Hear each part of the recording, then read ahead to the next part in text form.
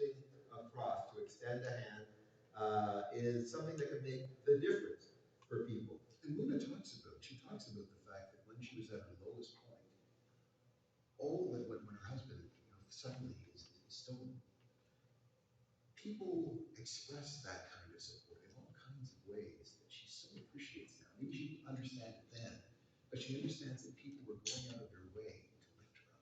That's right, and she experienced that at her lowest moment, and now she's in a position, whether she wants to be there or not, to do that for others.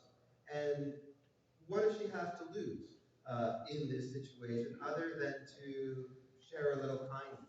So I wanted to write a book about kindness at the end of the day because I didn't find that it was a subject we wrote very much about in this context, and that there was an opportunity within this particular story to add that dimension and see how much of the rest of the vinegar you could put through with a little, just a dollop of that honey in there as well. And so I found it had a really interesting dynamic for the conversation. And Mahir, I think you are addressing this idea of what we owe each other, what our obligations are to each other in the relationship between the older brother and the younger brother.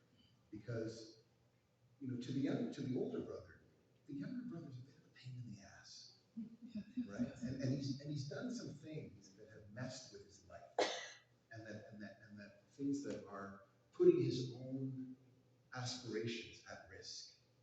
And yet, at a very key moment, at key moments, he understands that he has a duty, it would seem, to sacrifice something in order to preserve his brother's life.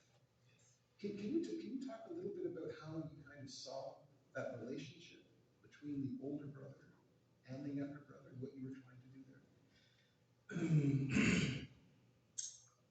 Quand j'ai écrit Older Brother, je me suis inspiré de mes deux cousins.